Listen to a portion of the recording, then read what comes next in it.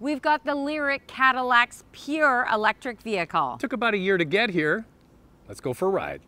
You ready? Yep. Ooh. They pipe in some sound. I'm not sure if you can hear that. It sounds a bit like a spaceship. All right, we're in the LYRIQ. What's under the floor of this thing? The LYRIQ has both rear-wheel drive and all-wheel drive options available, both with a 102 kilowatt-hour battery. We're driving the rear-wheel drive model with 340 horsepower and 325 pound-feet of torque. It gets up to 505 kilometers, 308 miles of range. The all-wheel drive version has 500 horsepower and 450 pound-feet of torque, up to 505 kilometers and 307 miles of range. So this is a Cadillac, a luxury product from General Motors. Must come with some nice stuff. Let's get into it. What are the key standard features? The LYRIQ comes with a heat pump, a 33-inch LED diagonal display, wireless Apple Carplay and Android Auto, over-the-air software updates, a wireless charger, 7-speaker audio system, heated power front seats with lumbar support, driver's seat memory, leatherette upholstery, fixed full glass roof, and a power liftgate. So this has a center wheel to control the screen, and you can use the touch screen. What are we going to put it in? You got to put it in S for subscribe, and if you can hit that notification bell, you'll be notified when all of our reviews drop, and then you can watch them. And we do this, the couple car review, twice a week. The first one drops on Wednesday. We put another one out on Saturday. So make sure you like and subscribe, but also follow along on Instagram. It's Motormouth_Andrea to see what's going on behind the scenes. For me, it's Motormouth_Auto, and the links are below the like button. Well, I'm really excited to drive this product because there's going to be many, many more vehicles based on this platform from General Motors. It's the Ultium platform. Gone is the older technology like in the Bolt. It's going to come out first with Blazer and then Equinox. And if this is anything to go by, Andrea, I think they've got a winning strategy. Yeah, this feels like a typical Cadillac. Obviously, we've got an electric vehicle, so it's smooth and you get that quick acceleration, which we expect from EVs. But this definitely has that comfortable drive, a softer suspension. The steering's a little bit lighter. When you put it in sport mode, sure, things firm up a little bit, but not a lot. But you know what? I think people who are into Cadillac will like this. And I know that there's a bigger spectrum of people that like traditional luxury than a real performance vehicle. You still get all that performance, that 500 horsepower from the electric motor or motors. Yeah. And so you're going to have your cake and eat it too. You get the comfort and you get the punch when you need it. My favorite thing about this, Andrea, is driving and looking out over the big long hood. Yeah, it really does look good. You know, we've got the rear-wheel drive model, and it doesn't have that 500 horsepower, but boy, is it ever quick. And that's what I like about electric vehicles, is it doesn't matter if you get the lower horsepower vehicle, you're still gonna get that quick acceleration and all of that torque. Now you can control the regen braking with the paddle shifters, or you can go into the touchscreen and put it on one pedal drive. So I think one of the main standouts of this product is the way it looks. The styling, I think, is killer, especially from the front. It's got this panel that's got the lights embedded in it. When you come and unlock the vehicle, the lights do this big dance. And is it gimmicky? Yes. Do I like it? Oh, hell yeah, I like it. Well, it's got that Cadillac pizzazz, that's for sure. This gets 7 inches of ground clearance. I love how this looks. I think it's one of the better EVs on the road. I like the slim LED vertical headlights, the illuminated grille. I think the back end looks sharp. You know, the only thing I don't like are the door handles. When you go up to the vehicle, you push on the handle, they don't pop out. It's the door that pops out. And on the driver and passenger side, you do have a little lever, I guess, that you can pull on, but the rear seats, you don't. So you kind of have to reach around to the door to open it. I think they could do a much better job on this. And there's also no rear wiper, which I think is a mess. Okay, so back to the door handles, and it's not been working perfectly. So you come up to it and you hit it and you expect to pop open, and it doesn't pop open all the way. You got to push it in and do it again. And we heard there might be a rumor that these are going away. So General Motors, please replace these with something better. That would be good. And with the tailgate in the back, you just hit the Cadillac logo and it opens. I'm not sure what happened to me yesterday. I was loading groceries in, and then the door started closing on me. And well, maybe you did the swipe underneath. You didn't realize. I don't know. It's cool looking, and this has the bigger wheels. and they're nice looking, not like a lot of electric vehicles where the wheels are really fugly. This really offsets the black on this car with the sleek lines. I think it's a great looking EV. This comes standard with LED headlights, LED taillights, standard 20-inch wheels, available 22-inch, and a tire repair kit. If you choose to get a sportier look, go for the sport model. It's got some black accents and also body colored door handles. This comes standard with chrome door handles. All right, so that's the outside. Then you look at the inside. So it's a win on the outside. It's an equal win on the inside. This is beautifully done. General Motors, and Cadillac specifically, does do some really nice interiors. We've been very impressed with their products the last few times we've driven them, and I like this, Andrew. I think it looks really good. Yeah, it's a comfortable interior. It's got a floating center console, plenty of storage. You've got storage at the bottom of the console. You also have a storage spot right under the climate controls, and then of course the glove box. Now, to open the glove box, you have to go into the screen to do that. I don't know why there's an extra step, but there is. We've got the fixed glass roof. But it does this. It does have a shade. Yes. But there is one that opens, right? Yeah, there is one. There's an available panoramic sunroof that opens. This has got a stunning 33-inch diagonal screen in here with 9K resolution. Google built in. I think that this is a real standout. I like on the left side of the screen that you can do different things on it, such as map. That's where you turn on your headlights. But if you also want a clean screen in front of you, you can do that and remove all the clutter. So a couple of nice things in this one. It has the AKG sound system. We're going to talk about that in a moment. They also have the massage seats. Now, it's not like you're going to one of those places where they give you a real workout. It just massages you lightly, so on a long road trip you don't get too fatigued. I mean, I'm really, the one thing I don't like, Andrea, I don't like the way they've put the seat controls on the door like Mercedes-Benz. I think they're way better down here. What else is like Mercedes? The shifter. Yeah, the shifter. You've got a column shifter here. This one's slightly different than Mercedes-Benz. You have to pull it forward first and then up or down to reverse or drive. This has got ventilated front seats, heated front seats, and it's all on the door. You've got one where that does your butt and then the other one that does your butt and your back. And I got to tell you, it gets toasty in here. The heated steering wheel is heated all the way through as well. So Andrea already referenced the sport model. We're in luxury, as it should be. Does it end there? Well, there's just so many trims to choose from. We went through the base model and those key standard features, and then there's luxury 1, 2, and 3, sport 1, 2, and 3. In the US, you'll pay a little bit more for the sport model. In Canada, the luxury and the sport model are the exact same price, just a slightly different look, but you get the same features.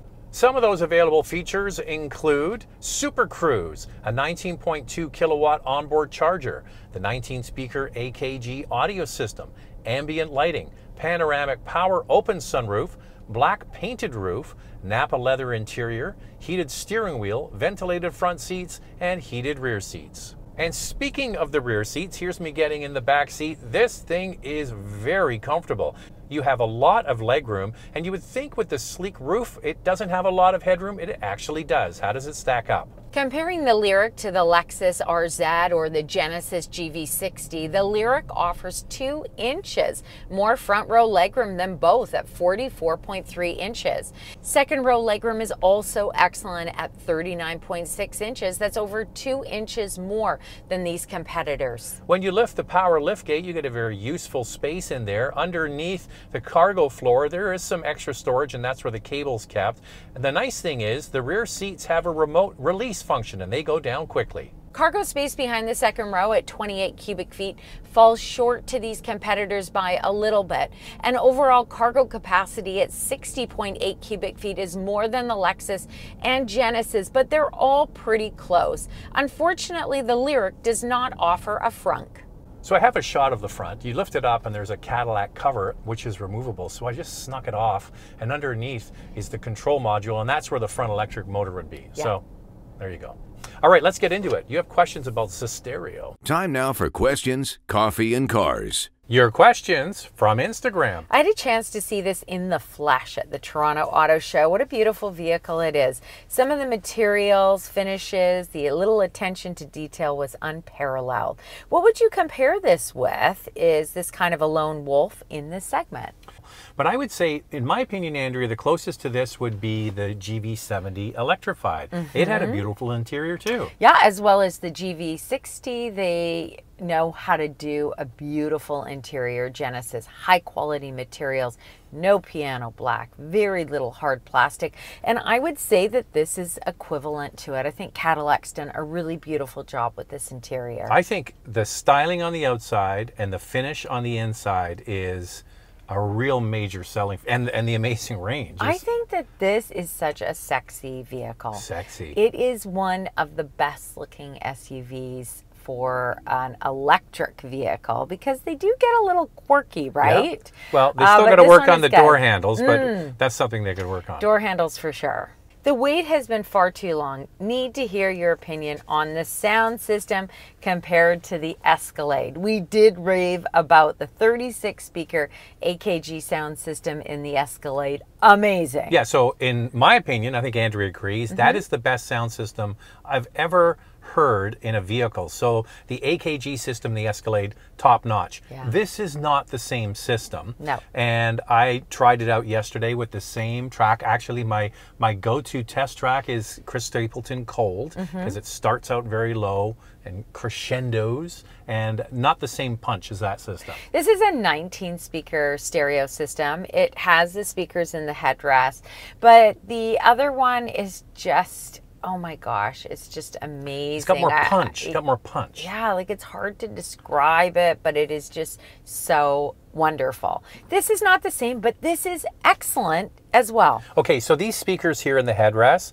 don't think that they're going to blast your ears. You don't No. even notice they're on. What they do is they just help fill in a little bit of the sound, and it's great technology. The first car I ever saw that was with the 93 or 4 Miata had that, and I'm glad they're using the same thing. How is the route planning and fast charging curve? Those have been my two biggest questions about the new Ultium platform from GM, as I'm a longtime Bolt owner looking to upgrade to an Ultium vehicle. The Bolt is so good. I'm still disappointed that they're getting rid of it. I read something yesterday. What? Mary Barra, the CEO and chairwoman of General Motors, hinted that there might be a Bolt replacement on the Ultium platform. Yeah, that doesn't surprise me at all, but I like the Bolt. That was not on the Ultium platform and it was so affordable, but maybe they can do the same if they come out with a new Bolt. So the charging capability, the speed is up to 190 kilowatt, which isn't the fastest at a DC fast charger. It's kind of comparable to like Lexus with the RZ at 150 kilowatt. Do you mean the RZ, Andrea? RZ. Yeah. But it's Genesis that offers some incredible fast charging at a DC fast charger, but most people will charge at home with a level 2 charger. So Porsche and then the Hyundai group have 800 volt architecture, and this is based on a 400 volt architecture. So that's one of the things. And I think General Motors is doing that for longevity of the battery. Yeah. So you could ram in a whole bunch of electrons into the battery, but it's going to cook the battery quicker than if you do it slowly over time. And I think that's why they're doing it. And even if you speak to the Hyundai group about this, they'll say use a DC fast charger sparingly because it does affect the battery. As for route planning to find a charger, it's excellent. This has got Google built in, so I just used the voice command, talk to Google, and she put it all up on the screen for me. It was super easy, and I have to say, when you give her a command, she listens. That's what we do as men. We just listen when she gives you a command. You just listen. She listens. Right, guys? You know. Gosh, you're learning, Zach. You're really learning. And now it's time for our hot topic. What's this one, Andrea? I know a few people who've owned Cadillacs, and reliability has been an issue. Has this improved? Now we have a bit of a problem here, is that this vehicle hasn't been in market long enough and a very, very small sample size. Do you know how many of these they've sold, Andrea? Or actually delivered to customers? How many? Like less than 3,000 in a year. So they're trickling out, so they're not going to have a good sample size for reliability, but the brand overall is improving, right? For sure. Well, JD Power in its recent 2023 dependability study has put Cadillac above average for the industry. And something like the Escalade, for example, has a score of 80 out of 100 now. It did have some issues when it first came out, but now it has improved, and Cadillac has become a brand that actually you can really depend on. Okay, so if you look at the trend line over the last 5 years, a few General Motors brands have indexed well above the industry average when it comes to quality. Buick is right at the top of the list. Yeah. Chevrolet is another one that has indexed well above the industry average, and Cadillac as well. So General Motors is doing a lot right. This is the very first Ultium platform vehicle, so we'll have to wait and see how it does. So you want to know the charging times, can this thing even tow, and more in our vital stats. Let's start with pricing. We'll do Canada first and then the US. We've got both rear-wheel drive and all-wheel drive models listed, and the starting price is just under $70,000 Canadian. In the US, it starts at just over $58,500. The LYRIQ comes with an 11.5 kilowatt onboard charger and with an available 19.2 kilowatt onboard charger. At a DC fast charger with a charging speed up to 190 kilowatt, with the 11.5 kilowatt onboard charger, you will gain up to 49 kilometers, 30 miles of range per hour. And with the larger onboard charger, 82 kilometers, 51 miles of range per hour. In the United States, if the trim starts under $80,000, it qualifies for the $7,500 tax credit. The LYRIQ does not qualify for the federal EV rebate in Canada. If you get the all-wheel drive model, it can tow up to 3,500 pounds. And the warranty is 4 years, 80,000 kilometers, or 50,000 miles. So you like the idea of an electrified utility, kind of around this price. What else can you buy? For your consideration, 4 vehicles for you to consider. Up first is the Audi Q4 e-tron with 295 horsepower and 388 kilometers, 241 miles of range. It has a starting price just under $63,500. The Lexus RZ or Z with 313 horsepower, 354 kilometers, or 220 miles of range at a starting price of just over $68,000. The Tesla Model Y long range with 384 horsepower and 497 kilometers, 330 miles of range. It has a starting price just under $70,000. The Genesis GV60 with 314 horsepower, 399 kilometers, or 248 miles of range, and a starting price just over $71,000. So there are 4 luxury EVs for you to consider. Lightning round. 2 things we like, 2 things we like to see improved. I love the way this looks. I love the interior. What I'd like to see are regular door handles and a rear wiper. I'd like to see regular door handles. 2. I mean, actually 4. This LYRIQ checks a lot of the right boxes: range, power, and it sure looks good. Can't wait to drive the other vehicles built on this same platform.